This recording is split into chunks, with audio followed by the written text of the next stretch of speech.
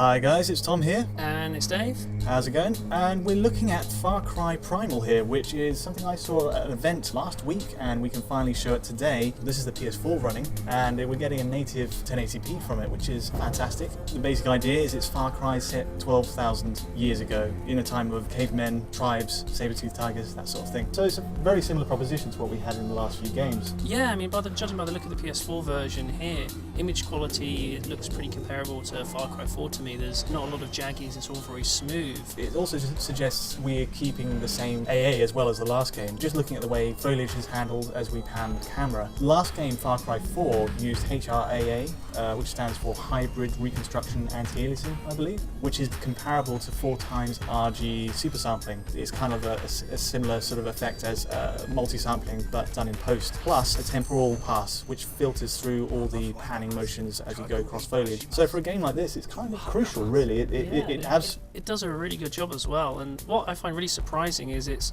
done in like 1.2 milliseconds around that render time, so it's pretty efficient as well. Yeah, I think for per 1080p frame it takes 1 millisecond to 1.4 milliseconds. So even so, that's reasonably comparable to FXAA, but it does a lot better job. So yeah, one of the big advantages really was it doesn't cause residual blur. You know, FXAA handles an image really well, but it leaves lots of blurring textures, well, unlike blurring, that can kind of sully the good work these artists put into the game. But here it really, HRA really does a great job of it. The only downside? Yes, it's on the first shaders, there's like a shimmering effect going on. Yeah, it's just like the last game really. I mean, we're not 100% sure whether this is HRAA in use as it was in Far Cry 4, but it certainly has the telltale signs that it is using the same sort of approach, the same setup, and you can see it on the first shaders, there's a bit of flickering to them as you get up close to like saber-toothed tigers and that sort of thing.